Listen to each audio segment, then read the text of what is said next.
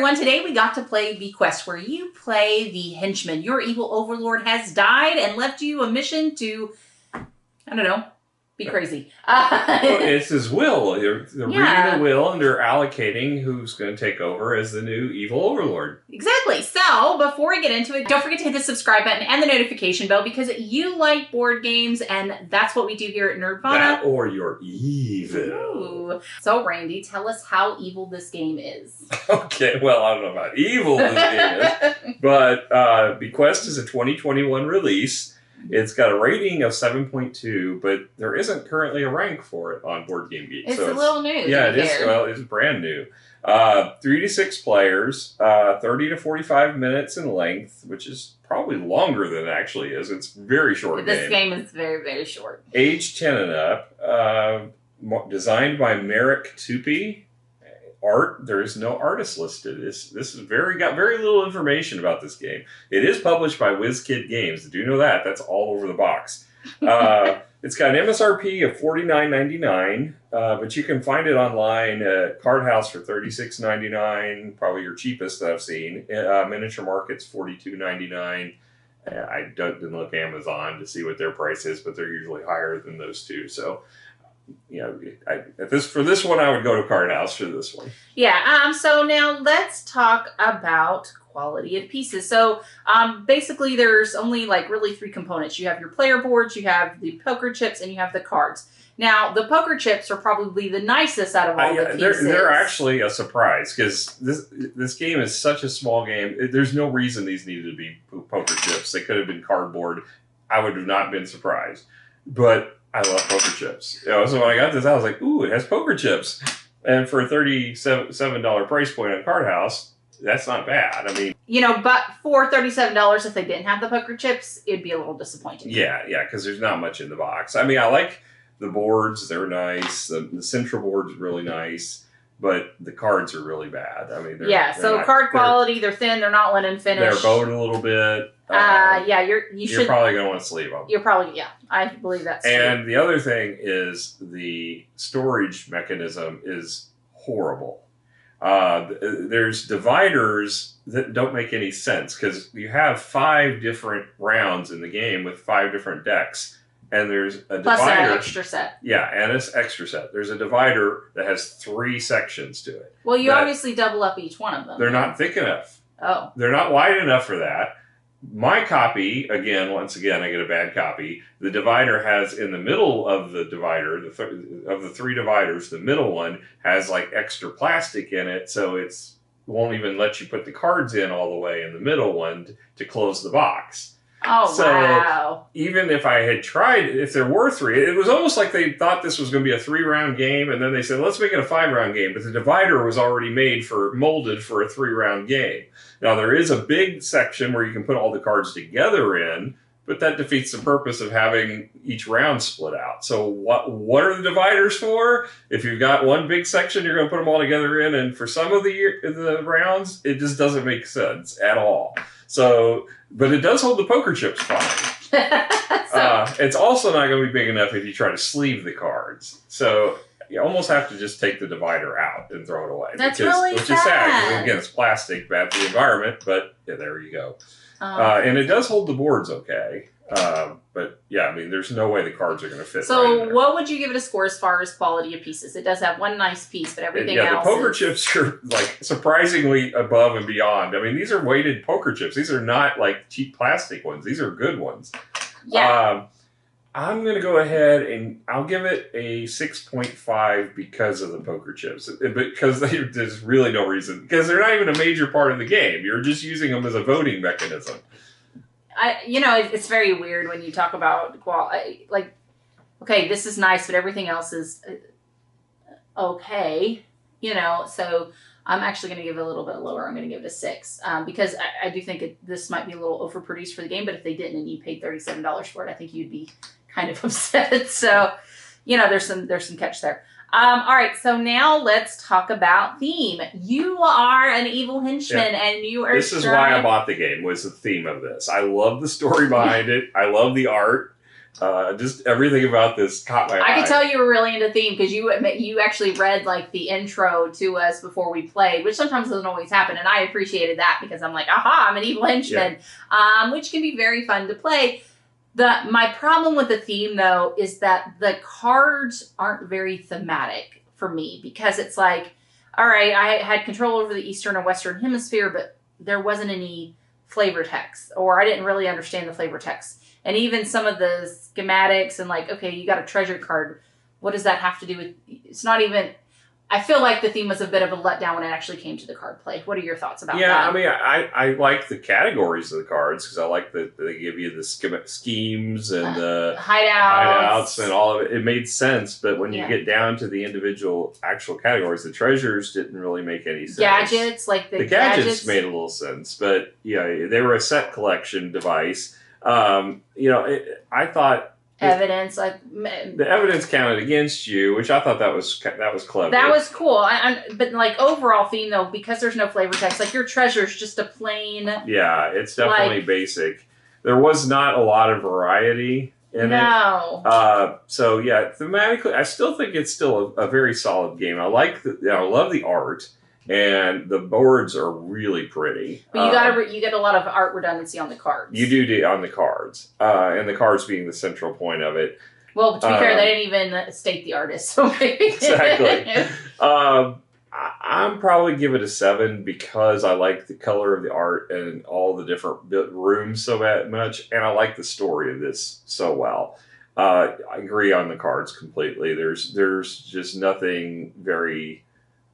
unique about them. They're definitely, I mean, it's designed to be a set collection thing, but it's very minimalistic as far as a lot of it's just iconography almost. Yeah, but I mean, we've experienced set collection games too that give you a little bit of more theme. Yeah, there could have been some subtext on there to, some flavor, but there's not. It's just bare bones. Yeah. So you give it a 7. I'm actually going to give this a little bit of less because to have such a great intro, reading the intro, and then it just falling kind of flat, it felt a little sad to me. So I'm probably going to give this a 6 on theme. Yep. All right, so now let's talk about the rule book. The intro was fun. I remember reading the intro. Yeah, the rule book's 8 pages long. Mm-hmm. The first page, if you want to call it a cover, it's a cover, but it's basically telling you the backstory. It's basically the last will and testament of the soon-to-be deceased at the time of this typing evil mastermind. He's writing, basically saying if anything goes wrong, and then he immediately proceeds to drink some super smart serum that he concocted, and that's the last thing you hear from him. So apparently something went horribly wrong with that serum, and he's died, and his last will is that he wants all of his henchmen to fight over who's going to get to inherit his empire. And, that's what basically the whole gist of the game is you strategically subdividing cards and drafting which ones you want to make your new domain, and whoever has the best domain wins. It's a fun theme. The rule book is effective at teaching it. It's got set up for different player counts in it, easily recognizable. So was there anything that you felt was wrong with the rule book, or everything was pretty good? We learned this very quickly. I think it was just me misreading something with the player count, or not. I thought it was player count, but it was actually how many collected in a set. Yeah. But that was, I think, my fault, not the rules. I think it effectively does its job. It's a fun read. There's not a lot of humor in it, but I love the cover. So what would you there are cheat sheets to this. Yeah. I don't think it was necessarily, I don't think you really needed them. No, but it's nice to see special card deck, what's in the makeup of that. It's on there. You didn't really need to know it. They have what the different icons mean. And you got the different scoring things, which is handy to have in front of you while you're playing. Yeah, it's not necessarily a need, but it was okay. I'll probably give it an 8. It's a short read, easy to learn, and these cards are an enhancement. We didn't really look at them a lot, but they are there if you want to. Yeah. All right. So now let's talk about overall gameplay. So you'll end up with a deck of 5 cards. Each person will end up with 5 cards at the beginning. And from each era. Well, you starting get one off with 1, right? So you're at 1. And so I've got to decide how I'm going to divide it up in 2 groups. I can do 4-1. I could do 3-2. And I have to decide what he wants. There's a chip that tells you which direction you're going. This was the hardest thing to remember because to which way, remembering whether it got flipped or not and which way you're going in the game. It's basically, so at the beginning you do a coin toss, figure out which side you're going to pass to. Yeah. So when you're setting them up, like if you're going to get cards from, like if we're going this way, I'm putting cards here for Miranda, and then she's going to put for player over there. So we're going to do this real quick. So I have 5 cards. So I've got to look at the cards and to figure out what this player is going to take and what I'm going to take and kind of equal it out. So you don't want to stack the deck. Like I have an evidence. I can put that over there and I can take these 4 and I can guarantee he's going to choose not to take the evidence card. So I don't want to do that. But I may be like, you know what? I tell you what. I don't want this evidence. I'm not collecting treasures. So I may offer this because he may have to take the evidence and gain the 2 treasures. But then I'm focused on gadgets and then I get to pick a special card that comes out. So I thought, okay, but that's not so bad. But if he does end up giving me this, hey, I get 2 treasures out of it. That's not that bad. So it's a minimum 3 points. So I'm going to put that over here. Randy's going to divide out his 2. And then you're going to come over here. So, and you can divide this any way you want up to 4-1. You cannot do 0-5. So you can do 3-2. So I'll do these 2. So I'm going to look at them and I'm going to say, okay, this has 2 influence, 1 for the Eastern, 1 for the Western, and then it has a -1. But this has a 2 and a 4 level key. Well, my character may be trying to go for things, so I'm going to choose A. Even though I'm going to take a negative, it makes more sense for me. Or it might not. This one makes more sense, but I get to choose, and he's made it fairly even. You get an extra card that way. Okay. And then this guy will have chosen. And then you flip over. So everyone flips at the same time, and everyone takes their appropriated stacks. And then you show off what you got. So everyone actually exposes what they have. Yeah. Nothing is hidden. Well, no, except for their treasure. Any treasures, they don't. It doesn't really matter, but you're going to turn them face down. And the reason that is because you can sell other cards based on some of the bonus cards to become treasures. So you can get rid of some. Very useful. Yeah, you can get rid of some of your negative penalty cards. I did that more than one. There's hideouts that are negative points because they're like shacks and nobody wants to be in a shack or a cave or whatever. Or you can do, so there's the evidence cards. Those are the worst ones because having 1 or 2 of them doesn't hurt you. But if you get a 3rd one, every one of them is -3 at the end of the game. So you want to get rid of those. And the one way of doing that is turning them into treasures. There's also some discard ones and things like that. Yeah, there's some stuff out there that you can use. So that's very helpful. All right, now as far as keys, so I have a level 5 key. You have a level 4 key. And this would be only if you had a 6-player game. Right. So that would mean there'd be 2 more bonus cards in the play. So basically you go in order. So whoever has the number 1 key picks one of the cards out here and it goes forward until everyone collects the key. And then you start on round 2. Everyone gets 5 cards for round 2 and you continue on that trend. You continue on until you hit the last 5 rounds. Overall, what did you think of the game? I thought it was a cute filler game. It's definitely not meaty. It's easy to teach. You can go in and, we learned it in like 5 minutes. We were playing it and we played it in about that. It was a little bit longer, but not long because you're playing 5 rounds and all you're doing is separating a pile and picking which one you want from the other side. So there's a little bit of element between 2 cities in the sense that it's kind of plays that way, but you're not cooperating. So you're just using it as a way to divide because you're taking from your left and your right. So it has that similarity between 2 cities. I thought it was a fun little game. I just don't think it's going to have a lot of lasting appeal. Correct. I agree with you because I think it is so... It's just a little... Like, by the time the second playthrough, I was like, okay, I'm good now. Like, I felt I'm good. I'm okay. And that, will I pull this out again? Maybe if we get like a new group, maybe. Well, I mean, it does play 6 players, so if you're looking for something while you're waiting for people to show up, and you've got enough people, and you could play a quick game of this for it takes almost no time to set up. The only thing you have to do is divide out how many players you got out of the cards, which I guess is the one drawback to that is if you have somebody that shows up a little bit later and you're getting it all set up and then they show up and then you have to redo it, you have to pull out and change all the card count again. So it is kind of a nuisance in that. But that's all the time they have for setup. Once you've got it, you play 5 rounds and it's super quick. It was very, very quick. But there's not a lot of variety. No. It's a little bit of the same. So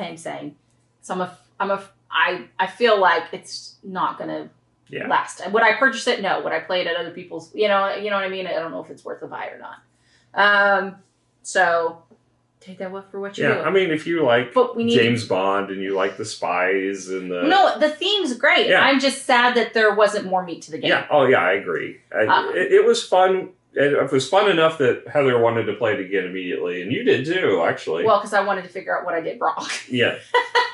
And like a simple game. Well, and it's the second playthrough because it was so short. I was like, maybe I missed something. But I don't think it has long lasting appeal. No, I think this is one that on occasion we'll get off the shelf. We're waiting for people to get a bigger game going. But all in all, it's not something that I'm going to play regularly. What would you give it a score-wise, though? Score. Probably 6.5, I think. I mean, it was fun. It was light, quick. I give it a point or a half point just for being short. There's not a lot to it, but it's fun filler game.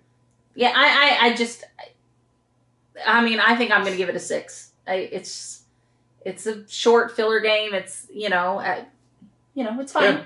Yeah. I mean, nothing super exciting, but it's it had more potential from the theme than it actually carried. I've gotten several of these spy games, and so far I haven't found one that I thought knocked my socks off yet. So, well, babe, I think you need to just design your own game.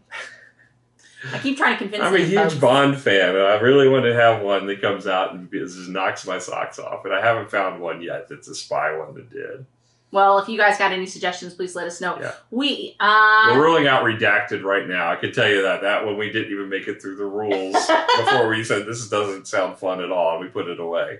All right. So we both gave scores. Yeah. But we had a great time, and hopefully you'll come and join us again. We'll catch you guys later. Bye. Bye.